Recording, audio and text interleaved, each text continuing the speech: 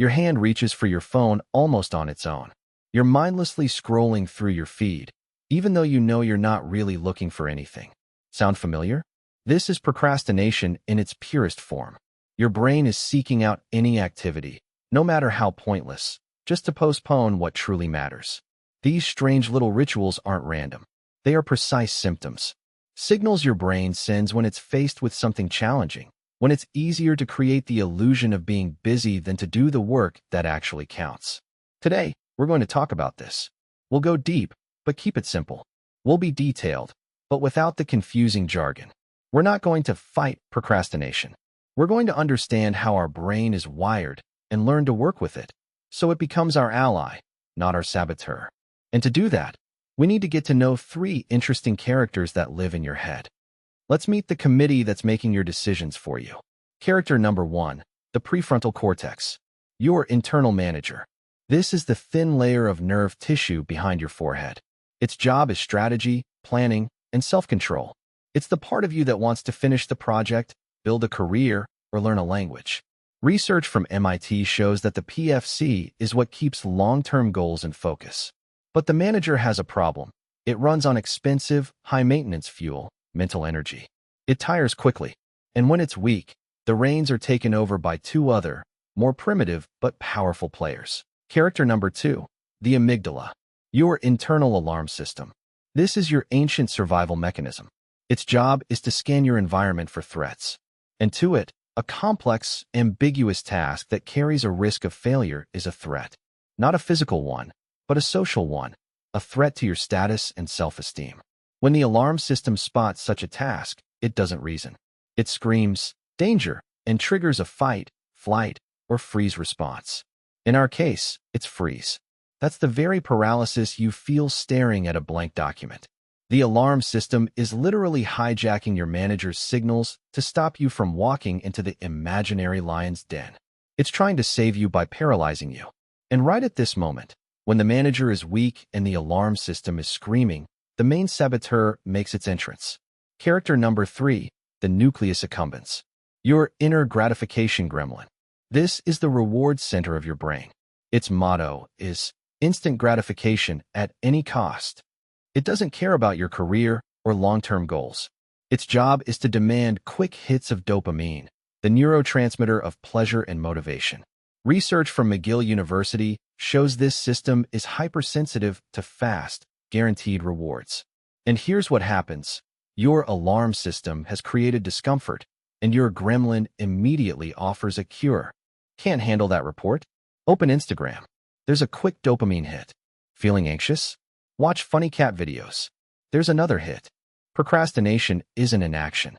It's active avoidance of discomfort, managed by the alliance of your alarm system and your gremlin. You aren't doing nothing. You are very busy, saving yourself from stress with cheap dopamine. And your tired manager is simply no match for them. Understanding this trio, we see our goal isn't to become stronger. Our goal is to empower the manager, to give it the tools to calm the alarm system and redirect the gremlin. And for that, we've created not a set of tips, but a full focus shift protocol. This protocol is your user manual for your brain. It doesn't work for you, but on a biochemical level to change your internal state. Phase 1, DISARM. The goal is to calm the alarm system and shut down the panic and paralysis mode. Phase 2, activate. The goal is to give the manager clean energy and a crystal clear plan so it can take back control. Phase 3, support. The goal is to make a deal with the gremlin so it works for you, not against you. Let's break down each phase like an engineering manual. Phase 1, disarm. Your brain isn't afraid of the work. It's afraid of the huge, vague monster called the whole project. We will replace the monster with a small, safe experiment. Step 1, grant official permission. Say this to yourself out loud. I officially give myself permission to work on this for just 5 minutes. After 5 minutes, I have every right to stop and do anything else, guilt-free. Why it works? You remove the threat. The alarm system doesn't react to 5 minutes. That's not dangerous. You are literally tricking your survival instinct by lowering the bar to a manageable level. Research from Carnegie Mellon confirms that breaking tasks into minimal steps significantly reduces anxiety and activates the brain regions responsible for initiating action. Step 2. Set a timer. Don't skip this step.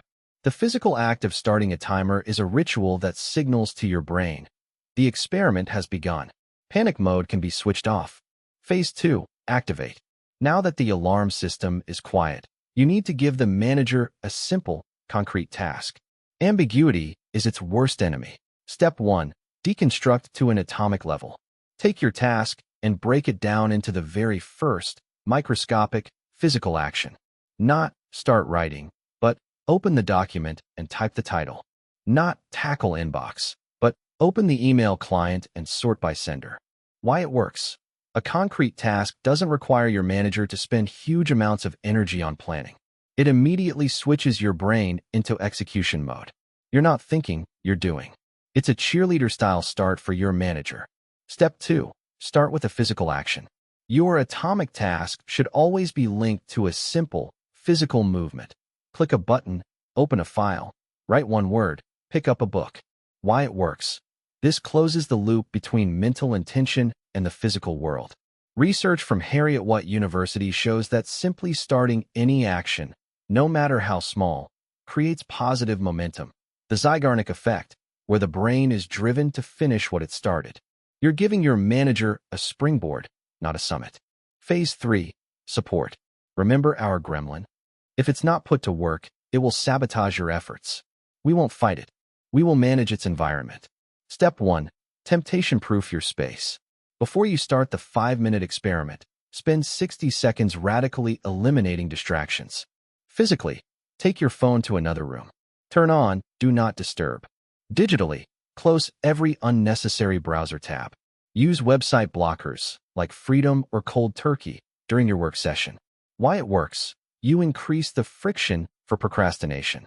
For your gremlin to distract you now, it would have to do a conscious action, get up, walk to another room, for which it won't have the motivation. You are protecting your manager from constant attacks. A University of Chicago study confirms that reducing the number of decisions you have to make in a day conserves your self-control resource. Step 2. The mini-reward method. Cut a deal with your gremlin directly. After completing one atomic task, immediately give it a small, pre-decided reward. Reward examples. Take a sip of great coffee, stretch for 10 seconds, look out the window, read one text message. The golden rule. The reward must be immediate and small. Why it works. You are redirecting the dopamine signal. Now, dopamine, the motivation molecule, starts to get associated not with avoidance, but with task completion. You are literally teaching your brain's reward system to get a kick out of being productive. This forges a new, positive neural loop. These aren't 3 separate tools. This is a single, unified system where each phase sets up the next. You disarm the panic to make activation possible. You activate clarity so you have something to support. And you support your focus so the system can run again and again. What if I fall off track? That's not failure. That's data. You haven't broken the protocol. You've gathered valuable intel. If you slip up, don't ask, why am I so weak? Instead, ask these 3 diagnostic questions. 1. Disarm failure. What fear did I fail to neutralize? Do I need to break the task down into an even smaller step? 2. Activate failure. Was my task not concrete or physical enough? 3. Support failure. What temptation broke through my defenses? How can I increase the friction for that distraction next time? Your goal isn't perfect execution on the first try. Your goal is to become the engineer of your own mind, who tweaks and tunes this protocol to fit you personally. From today, the word procrastination ceases to exist for you. In its place is just one question. Where's the breakdown in my protocol? You are not at war with yourself. You are the architect, fine-tuning a complex but beautifully designed system. You're not just getting over procrastination. You are taking the driver's seat of your own biology.